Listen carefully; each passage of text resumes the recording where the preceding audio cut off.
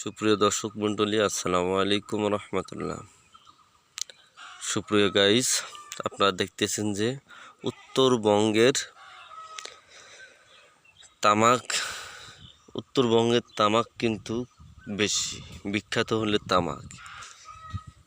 অনেকবার তামাকে উত্তরবঙ্গ থেকে অনেক জায়গায় যায় বা বিদেশেও যায় এই তামাক। এবার তামাকের গায়ের যে অবস্থা, তামাক এবার লোকসান।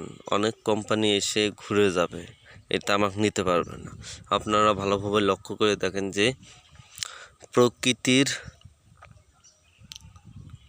প্রকৃতির যে অবস্থা, এই অবস্থাতেই দেখেন আপনারা তামাকের ভারী বৃষ্টিপাত এর কারণে তামাকের গায়ের যে অবস্থা, আপনারা ভালোভাবে লক্ষ্য করে দেখেন যে তামাকের গায়ের যে অবস্থা, এই অবস্থায় তামাক কীভাবে মরে গেছে।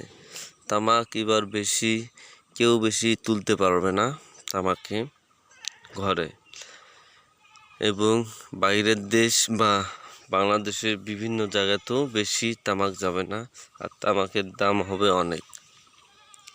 আসলে এটা তো মানুষের কোনো হাত নেই, আল্লাহ তাআলা যেটা ভালো মনে করছে সেটাই হয়েছে। আপনারা প্লিজ কমেন্ট করবেন। মানুষের দুঃখ, মানুষের কষ্ট, একটা তামাকের খেতে লাখ লাখ টাকা খরচ করে একটা তামাকের গাছ প্রতি 5 টাকা করে ক্ষতি হয়। আবাদ করতে গেলে 5 টাকা ব্যয় করা লাগে একটা তামাকের গাছে। আপনারা ভালোভাবে লক্ষ্য করে দেখেন যে এই অবস্থা। ধন্যবাদ সবাইকে, ভালো থাকবেন, সুস্থ থাকবেন।